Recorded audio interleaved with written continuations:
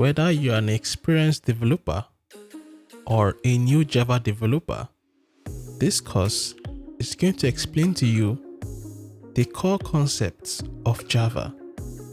You will get to understand why things are done and not just how things are done.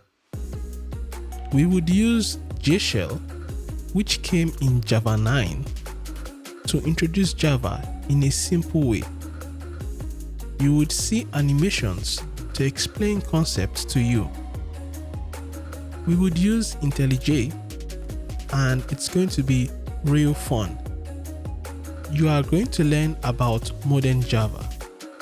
The new things that are in Java are not just how to do things the old way.